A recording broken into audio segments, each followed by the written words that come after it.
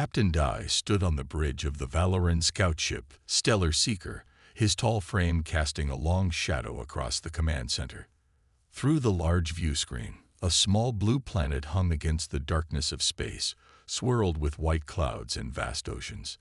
It looked unremarkable compared to other worlds they had catalogued, yet something about it captivated him.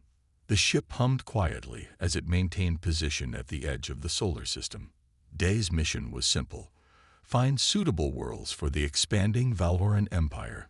His crew had already mapped 17 potential colony planets during this expedition, but this blue world called to him in a way he couldn't explain. "Officer Jun, what do our scans show?"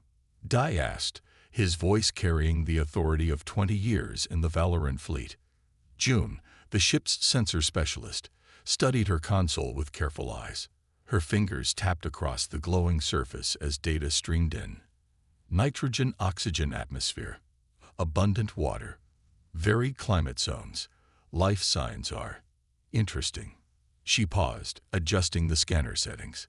There appears to be a dominant species with some level of technology, but nothing advanced.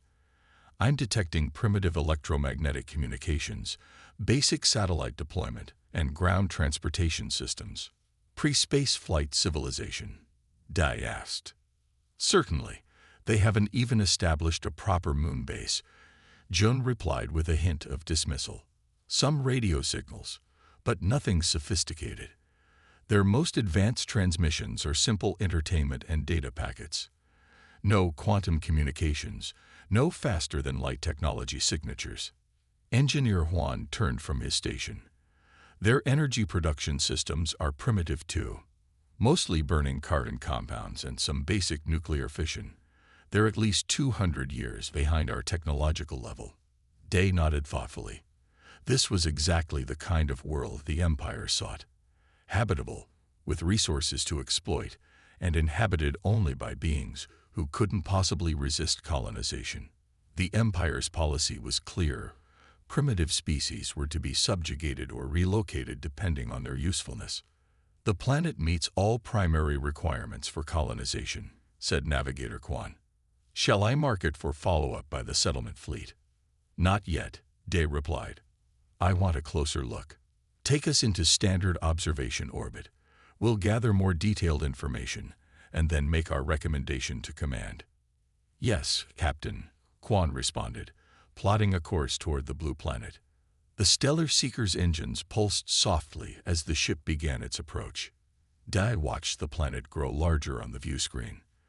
The natives called it Earth, according to the intercepted transmissions they'd begun processing. Standard stealth protocols, Dai ordered. Let's not alarm the locals. The ship's external reflective surfaces adjusted to blend with the background of space, while its energy signature dampeners activated to mask their approach. To any Earth observer, they would appear as nothing more than perhaps a small asteroid or piece of space debris. As they closed in on the planet, Dai noticed a surprising amount of orbital debris. They're rather messy with their space program, he remarked. Typical of early space development, Jun said.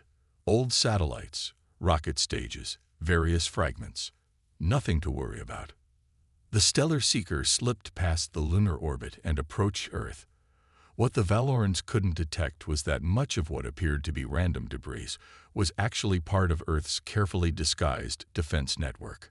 Establishing standard observation orbit at 500 kilometers, Quan announced. The ship glided smoothly toward its designated position. As they crossed an invisible boundary 600 kilometers from Earth's surface, the first sign of trouble appeared. The bridge lights flickered briefly. That's odd, Juan muttered, checking his engineering console. His expression shifted from curiosity to concern. Captain, we're experiencing minor power fluctuations in the secondary systems. Source? Dai asked, suddenly alert. Unknown, Juan replied, his fingers moving rapidly across his console. Diagnostic systems show no internal cause. Dai frowned. Could it be radiation from their primitive nuclear tests? Negative, Jum said, running her own scans. Whatever this is, it's not natural radiation. The fluctuations are patterned.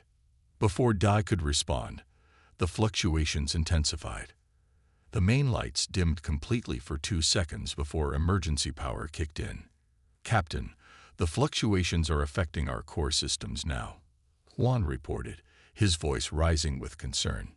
"It's as if the molecular bonds in our power conduits are becoming unstable." Day moved quickly to the engineering station. "That's impossible without directed energy weapons, and you said these people have no advanced technology." The ship shuddered as something fundamental in its structure began to fail. Warning signals blared across the bridge. Red emergency lights cast an ominous glow over the crew's worried faces. The main view screen filled with error messages as system after system reported failures. "Hull integrity dropping at all points," shouted Jun. "The outer skin is literally coming apart." "Engines failing," Quan called out. "Navigation is offline." Day rushed back to the command chair and activated the emergency communication system. "This is Captain Dai of the Stellar Seeker to Valoran Command. Emergency situation. Planet Earth possesses unknown defense technology. Our ship is being disintegrated by some form of molecular destabilization field. Caution advised for all." A violent tremor cut his message short. Cracks appeared in the view screen as the ship's structure began to fail catastrophically. "Abandon ship," Dai ordered, but it was already too late. The Stellar Seeker broke apart in Earth's upper atmosphere, its fragments burning briefly like a meteor shower. The crew had no time to reach escape pods or send a complete warning. Far below on Earth's surface, casual observers might have noticed an unusually bright shooting star that night. In underground command centers, however, military personnel watched with satisfaction as their orbital defense system claimed its first confirmed kill. Back on the Valoran homeworld, military command received only garbled fragments of DAS's final transmission. "Earth, unknown defense, disintegrated." The data was concerning but incomplete. Without clear evidence of what had happened to the Stellar Seeker, Valoran Command could only speculate about the fate of Captain Dai and his crew.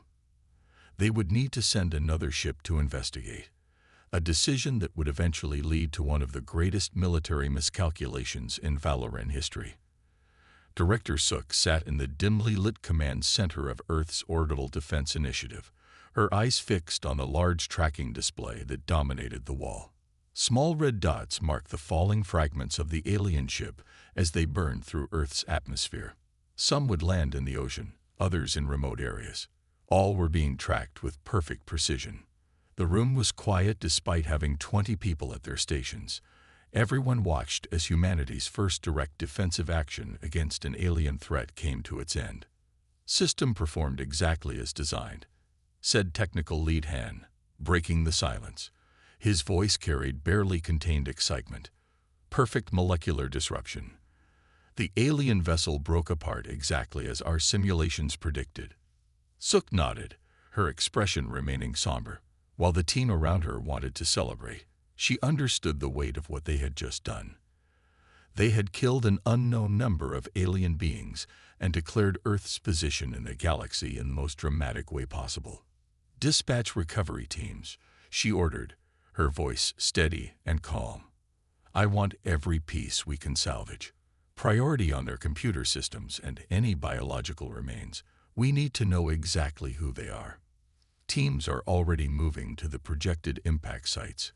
Confirmed operations, Chief Mun. Weather conditions are favorable for recovery operations.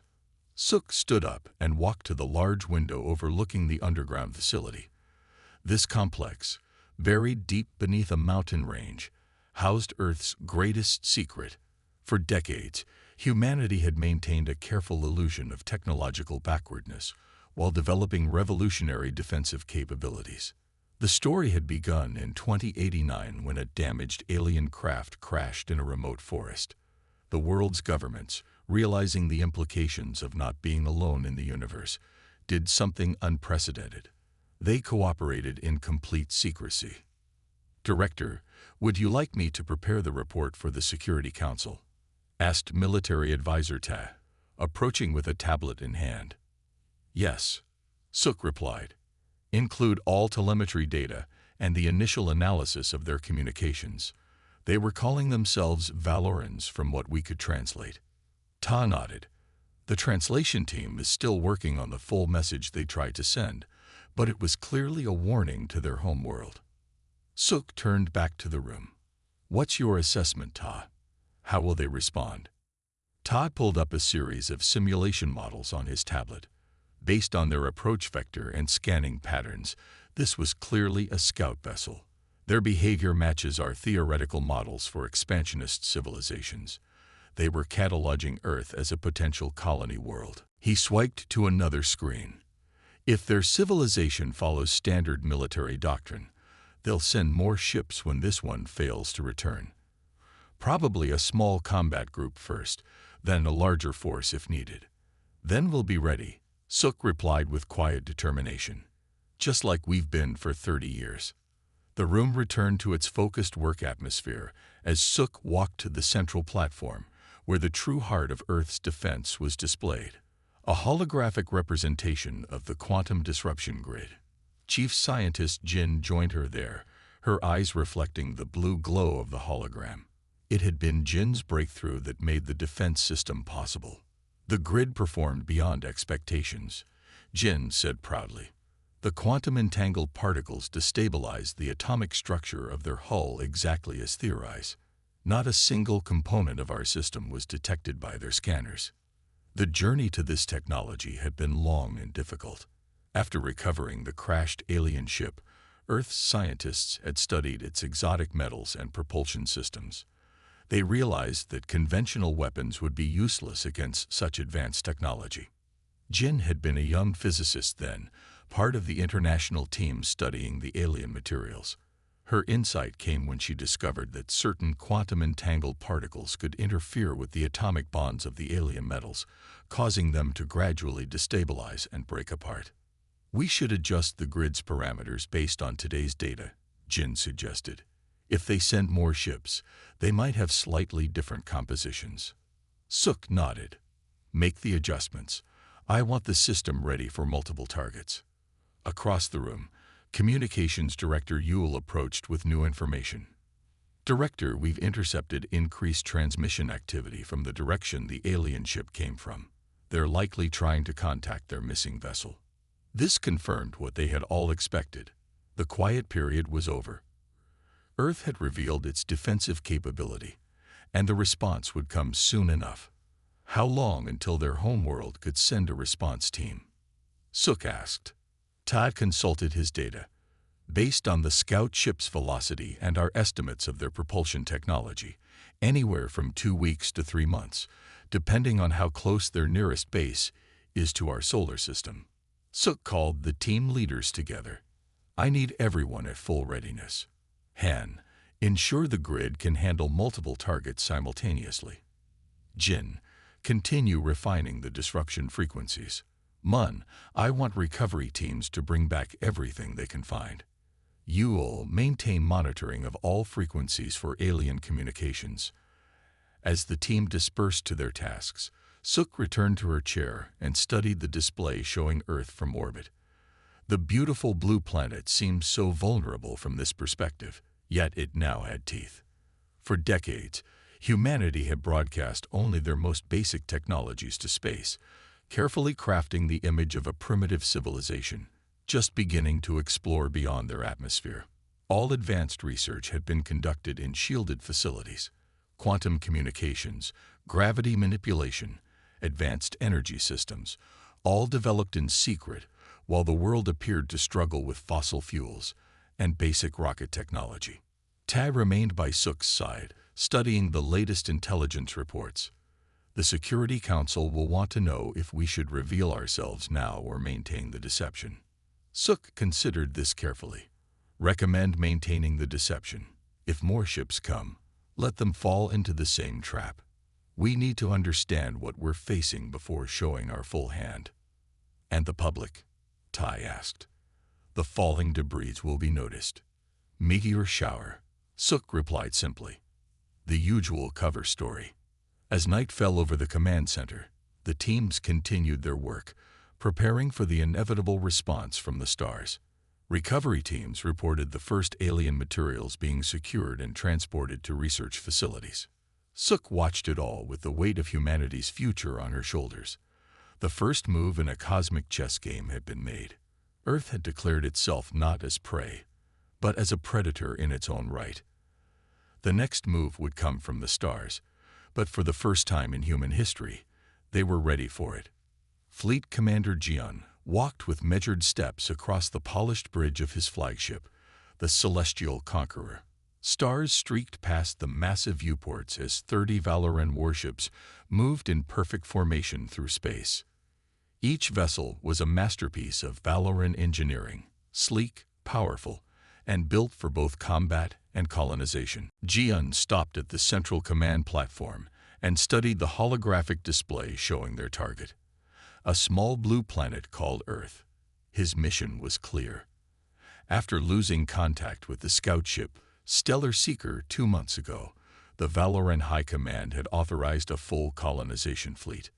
Status report, Jian demanded, his voice carrying the authority of someone who had led 17 successful planetary acquisitions. Second-in-command Bin stepped forward, data tablet in hand. "We are 6 hours from Earth's outer orbit, Commander. All ships report ready status for colonization protocols." "And what of the Stellar Seeker? Any new analysis?" Jian asked. "The scout ship's disappearance is concerning," Bin admitted, "but our analysis indicates simple mechanical failure. Their last partial transmission mentioned Earth but contained no clear warning. Our most advanced scans show the natives have no spacefaring capability beyond primitive orbital satellites." Bin displayed images captured by long-range sensors, crude rocket launches, basic space stations, and simple communication satellites. "Their most advanced weapons are chemical explosives and basic nuclear devices," continued Bin. "Nothing that could threaten our fleet." Jian nodded confidently. "This will be a standard colonization. Then, we'll establish orbit, demonstrate our power with a few precision strikes on uninhabited areas, and they'll surrender without resistance." He smiled thinly. "The Valoran Empire grows by one more world."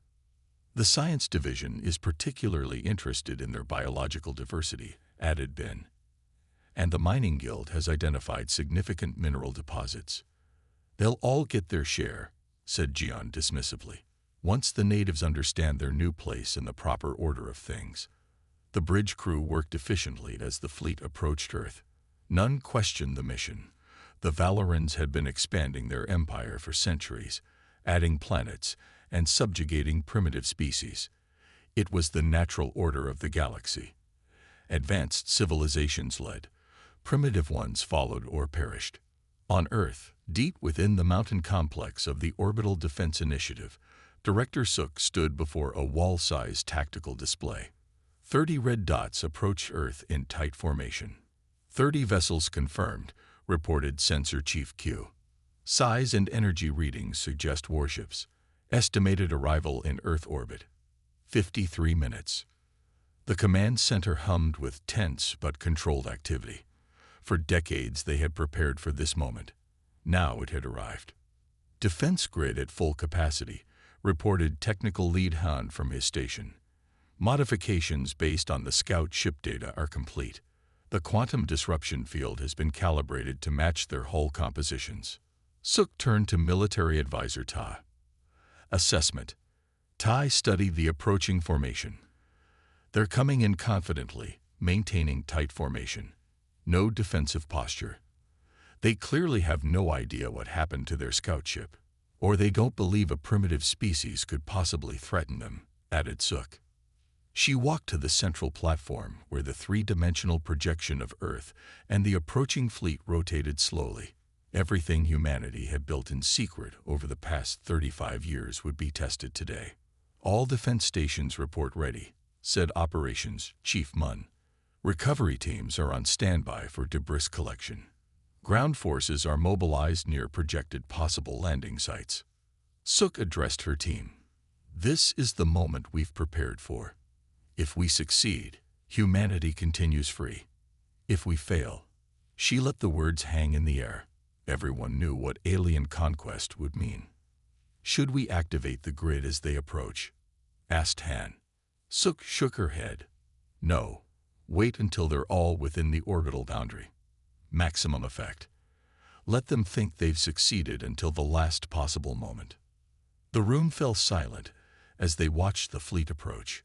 On the surface above, billions of humans went about their daily lives, unaware that 30 alien warships were about to enter Earth orbit. Only government leaders and key military personnel knew what was coming. The decision had been made decades ago. Keep the knowledge contained. Prevent panic and prepare in secret. "Valoran fleet now entering lunar orbit," announced Q. 45 seconds to optimal grid engagement. Sook watched the display intently. "Stand by." On the Celestial Conqueror, Fleet Commander Jian smiled with satisfaction as Earth grew larger on the view screen. Another world for the Empire. Another success for his record. "Prepare the demonstration strike packages," he ordered. "I want precision hits on uninhabited areas, oceans, deserts, mountains. Show them our power without causing mass casualties. Not yet, anyway." "Strike packages ready, Commander," reported Weapons Officer Jun, targeting solutions prepared. "Communications, prepare the standard surrender broadcast in all Earth languages we've detected," Jian continued. "Standard terms: complete surrender, acceptance of Valoran authority, and integration into the Empire as a protectorate world." "Broadcast ready, Commander," replied Communications Officer Bo. The fleet curved into Earth's orbit in perfect formation. 30 ships spread in a line to present an intimidating display to the planet below. "Establish standard orbital position," ordered John. "Once in position, begin the demonstration." His words were cut short as the bridge lights suddenly flickered. Warning alarms blared. "Commander." Power fluctuations throughout the ship, called Engineer Tam in confusion. "Systems failing across all decks." Jian spun toward the main view screen, which showed other ships in the fleet experiencing the same problems. "What's happening? Is it some kind of natural phenomenon?" "No, sir. It's as if our hull is coming apart at the molecular level," Tam shouted over the growing chaos. "Structural integrity failing." On Earth, Director Sook gave the command, "Activate the grid." Han pressed his palm against the activation panel. Grid active. Full power. The effect was immediate and catastrophic for the Valoran fleet. 25 ships instantly lost power as their hulls began to crack and split. The quantum disruption field attacked the very molecular bonds of their construction materials. The command center screens showed the destruction in cold, clinical detail. Ships breaking apart, debris scattering across Earth's orbit, brief flashes of escaping atmosphere freezing instantly in the vacuum of space. 25 ships experiencing complete structural failure, reported Q, her voice professional despite the scale of destruction they were witnessing. No survival possibilities. Sook watched silently. This was war, and these aliens had come to conquer her world. But she took no joy in the deaths. "Wait, 5 vessels at the rear of their formation are showing only partial effects," Q continued. "Their hull composition must be slightly different." The tactical display showed 5 Valoran ships breaking formation, their systems clearly damaged but still functioning enough to maneuver. "They're attempting emergency landing protocols," reported Advisor Tay, studying the trajectory data. "Northern Hemisphere, Pacific region, likely aiming for the coastline." Sook straightened her uniform. The battle wasn't over. "Alert ground teams. Phase 2 begins now. Track those ships and deploy containment forces to all projected landing sites." As her team rushed to comply, Sook allowed herself one moment of grim satisfaction. The Valorans had come expecting an easy conquest. Instead, they had found a graveyard for their fleet and a fight they never anticipated. The first true test of humanity's secret defenses had been passed, but the harder challenge was still to come, dealing with the survivors. Officer Wu pulled himself from the smoking wreckage of what had once been the proud Valoran warship Righteous Thunder. Blood trickled from a cut on his forehead, and his breathing mask hissed with each labored breath. Around him, the ship lay broken across a stretch of rocky coastline, waves lapping at the lower sections, while other parts remained perched precariously on the cliffs. Just hours ago, he had been the ship's third navigation officer. Now, with the captain and first officers dead, he found himself the highest-ranking survivor of the Valoran fleet, a fleet that had been reduced to burning debris in Earth's orbit within seconds. Status report.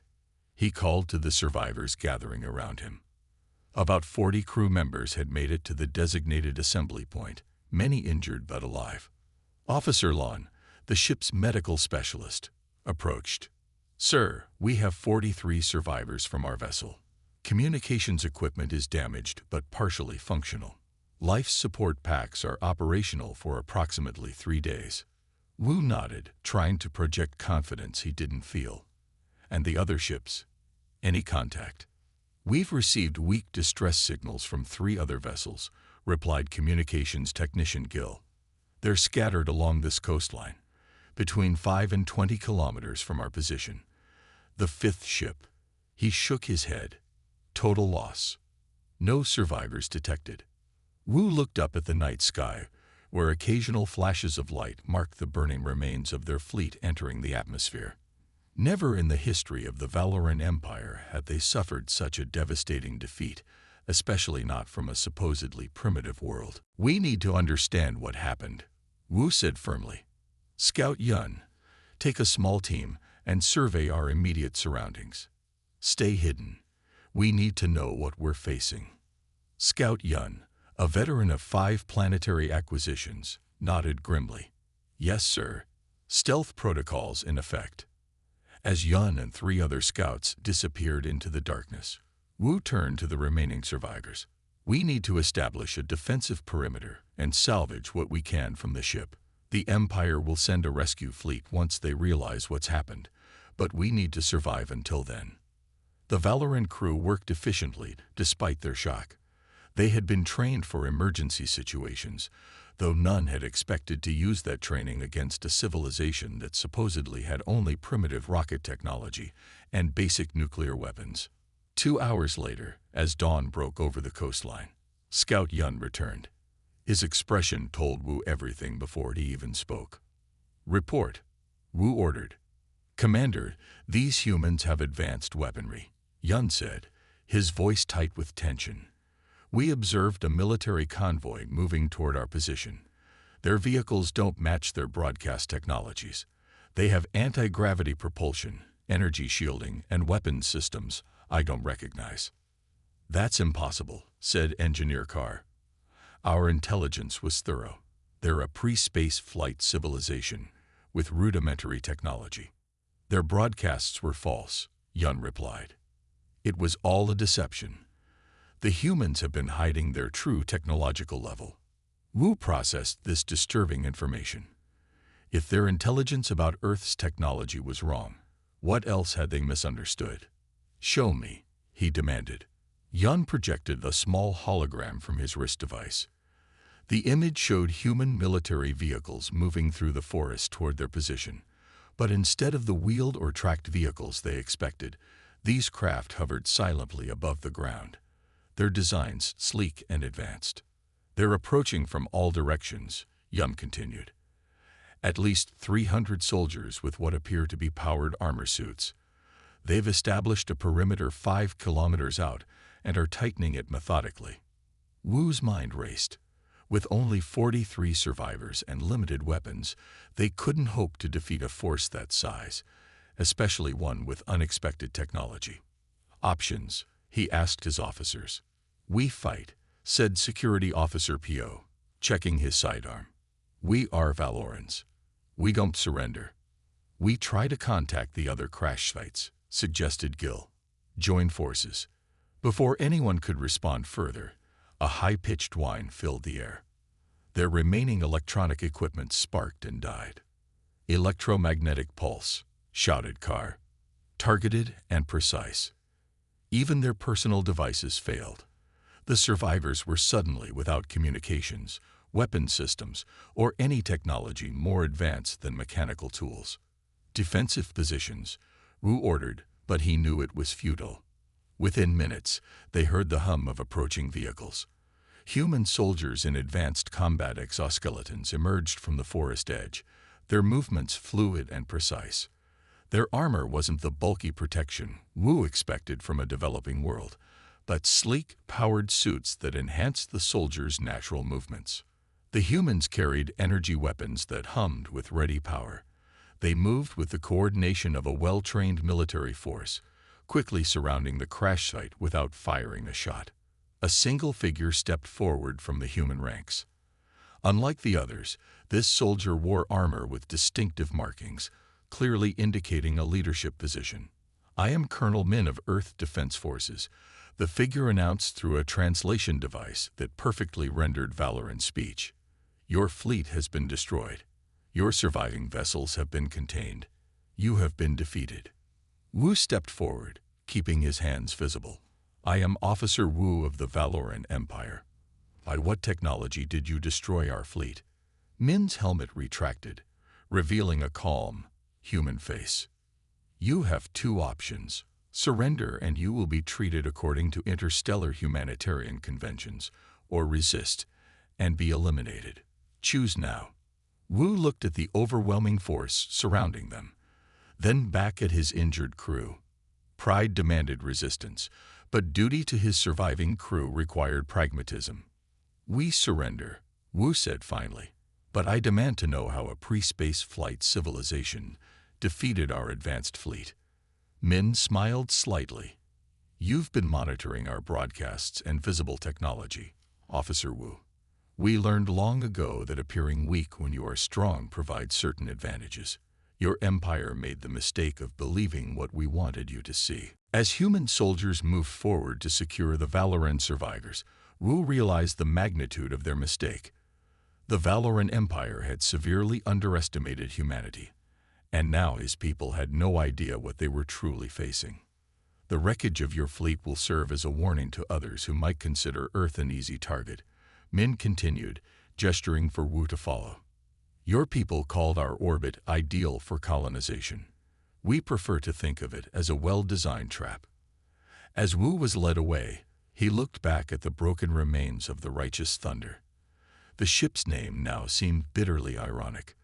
The Valoran Empire had brought thunder to countless worlds across the galaxy, but on Earth, that thunder had been silenced before it could even sound. The sleek diplomatic vessel Harmony Seeker slowed as it reached the edge of Earth's solar system. Unlike the warships that had come before it, this ship approached with caution, broadcasting peace signals on all frequencies. Its hull gleamed with a special coating designed to resist molecular disruption. On the bridge, Ambassador Sun stood with perfect posture, hands clasped behind his back. He was the Valoran Empire's most experienced diplomat, chosen specifically for this mission after the catastrophic loss of 30 warships and over 15,000 crew members. "We are at the designated coordinates," announced the pilot, broadcasting peace signals as instructed. Sun nodded. "And our protective systems?" "Active and functioning," replied the chief engineer. "If the humans deploy their weapon, we should have approximately 30 minutes of protection, enough time to retreat if necessary." Sun's expression remained neutral, but inwardly he felt a mixture of fear and curiosity.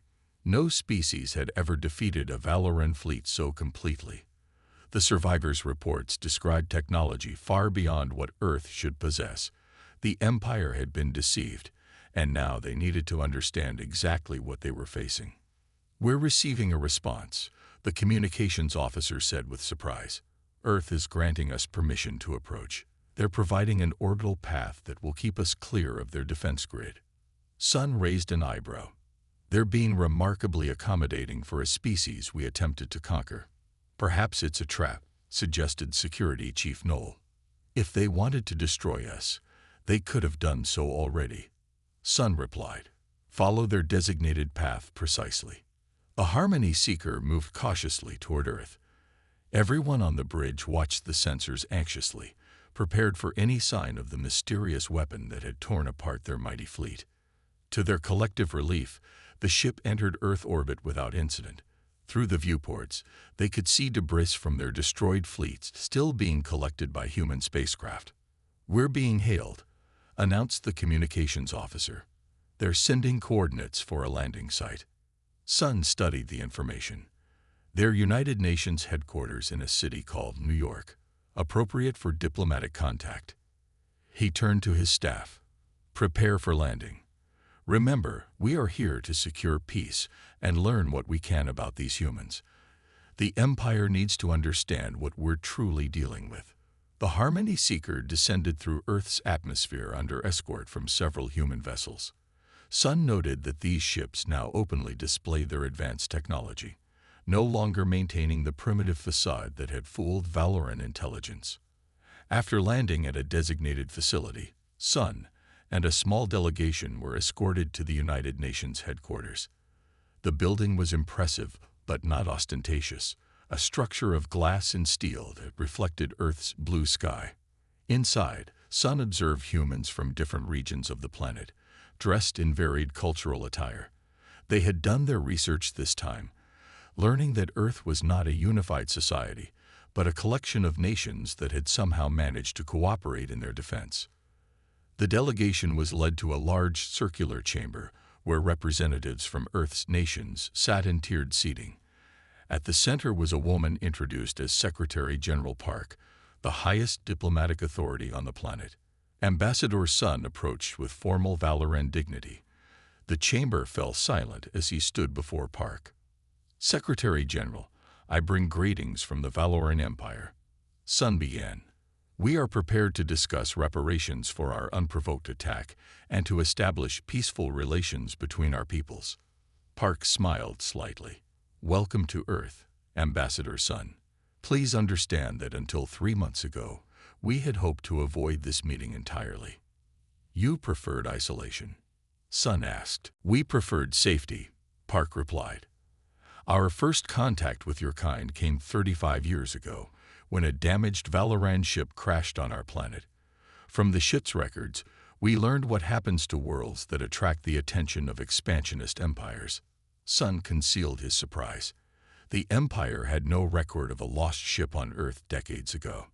Park continued, "We're more interested in moving forward than dwelling on past actions.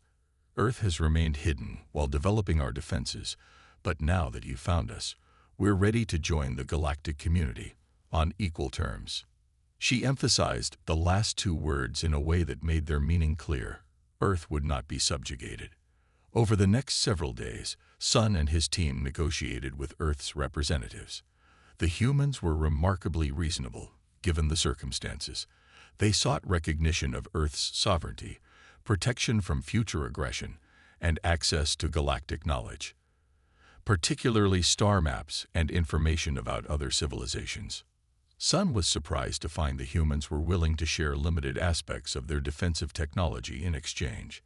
This was unprecedented. Most species guarded their military secrets jealously. "Why would you share such an effective defense system?" Sun asked Park during a private meeting. Park studied him thoughtfully. "Because we understand the nature of power, Ambassador. If we keep this technology to ourselves, we become a target for those who want it. If we share it selectively, we create allies. And if enough peaceful worlds can defend themselves from conquest, the era of empire building ends," Sun finished, understanding the implication. "Precisely," Park nodded. "We have no interest in conquering others.